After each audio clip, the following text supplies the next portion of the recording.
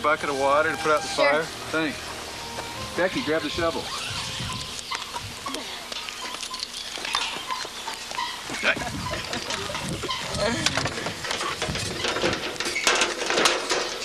Great weekend, huh? Yes, it was. Yeah, thanks for getting that. Yeah. It's pretty heavy, huh? Yep. Let's go ahead and put the fire out. A little bit at a time. Want to stir that around a little bit, Becky? Good. Put a little bit more water on it.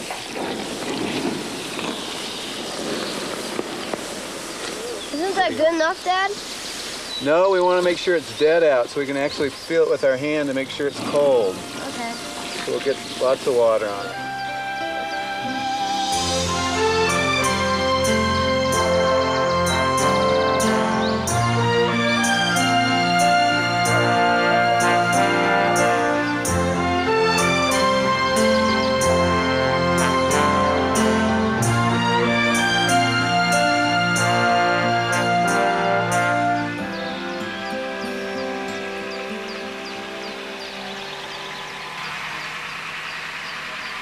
You know, Doc, it sure is great seeing people take care of our forests.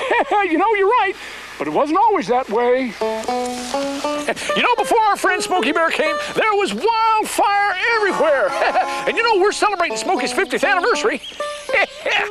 Well, I remember way back, way back. People were pretty careless in the woods in those days. Now, how's that, Doc? Why, folks were just plain careless with fire. And I've been roaming these hills for years. Why, I'm so old, I can remember when Smokey first came to teach us.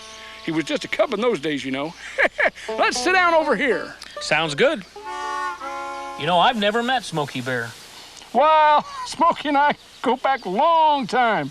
You know, he's got friends wherever he goes. He's my friend. He's my mon ami as well. Mine too. You see, Ranger Larry, Smokey Bear's got lots of friends here.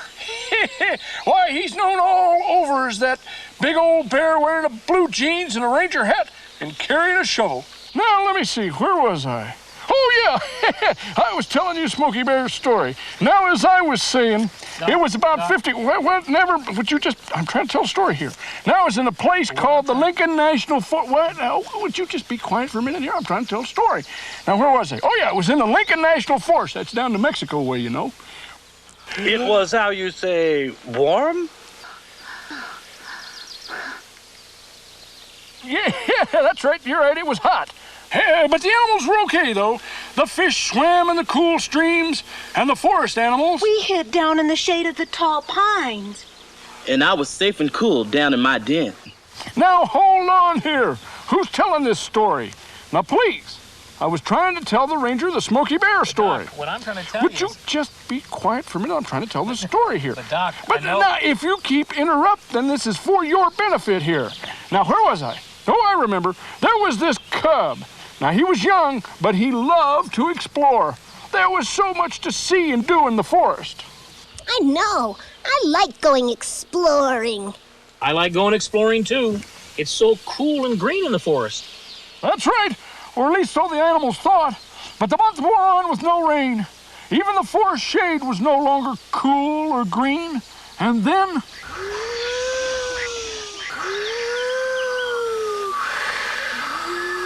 Okay, now hang on a minute, gall darn it. I feel like I'm being tarred and feathered and run out of town. All right, now the wind began to blow. No, it was blowing soft. And then it began to blow a little harder. And then it went soft again. And then it started to go like a hurricane. Okay, now this is much better. We're pretty good together as a team. Now, where was I? Oh, yeah, now the wind that was blowing, it was a hot wind. And then it happened. Some careless person flipped the lighted match. Or left a campfire burning. Or forgot to crush out the cigarette. One careless person and one little spark started the whole thing. And suddenly, the little spark became a flame. And with the help of the wind, a patch of grass began to blaze. It moved quickly and it grew and grew until the flames became a raging wildfire. Then the fire lookout saw the fire. Well, I thought you didn't know this story. Well, of course I know the Smokey Bear story, Doc. I'm a ranger. You mean all this time I've been going on and you've been trying to cut and I keep making you be quiet and you already know this story? Well, I guess the joke's on me. But now you can help us finish the story. Well, I'd love to, Doc. Then the fire lookout saw the fire. They pinpointed it on the map and they called the ranger station. Soon the word was out. Fire, fire! There's a fire on Capitan Mountain.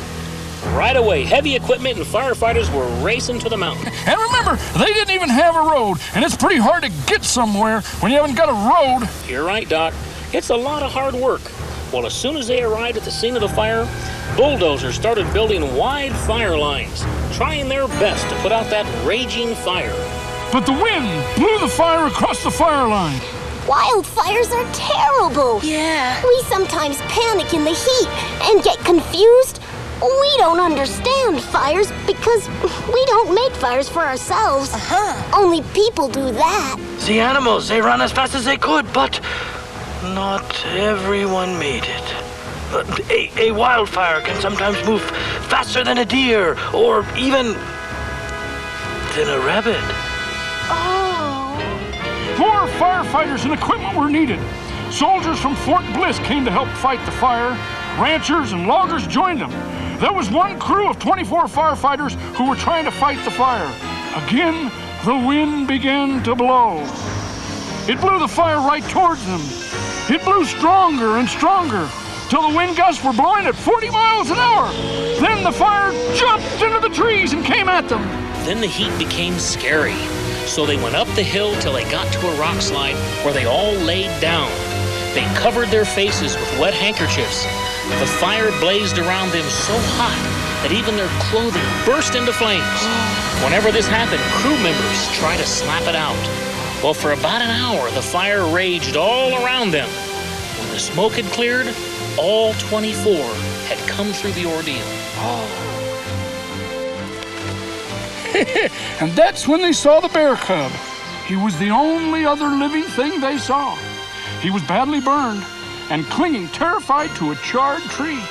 They helped him down and then carefully carried that little cub back through the burned out forest that had been his home. It was a bleak landscape with burned trees and all the grass burned away. It was no home for forest creatures now. The streams were no longer clear and clean. Many animals had been killed, and the grass was scorched and the trees burned away. The fire had burned 17,000 acres and had taken 5 days to put out. What a story, Doc. And that's just the beginning. While a local animal doctor treated and bandaged the cub's burns and other wounds, he soon got better, and one of the rangers started calling the little cub Smokey. And you know, the name just stuck. Soon his picture and story was on the news and in the newspaper all across the country, and his fame began to grow. Well, because his home had been destroyed, they now had to take him across the country to Washington, D.C. Why, he even began to pose for posters, and the Forest Service started making radio and television commercials with him to warn people everywhere about the dangers of wildfire. Why, they even built him a new home in the Washington Zoo. Soon, kids all over the country were writing Smokey to ask how they could prevent fires. In 1952, Junior Forest Rangers was started. And by 1965, while Smokey was receiving so much mail, he was even given his own zip code. Even today, Smokey is still telling us his message. Why, Smokey Bear's been telling us his message for as long as I can remember. Smokey Bear tells people how he wants them to prevent wildfires. How wildfires destroyed his friends and their homes. How wildfires burn up the valuable trees that could have been used to make the many things that we use every day. And Smokey tells people how fire destroys good, clean, and clear water that all living things need to grow. You see, Smokey Bear wants everybody, everywhere, to do all they can to prevent wildfires. That's a lot of work for one bear. Smokey! Smokey! Smokey, it's so nice to finally meet you. And friends, remember, Smokey has for 50 years. Let me say it as my friend Smokey says. Only you can prevent wildfires.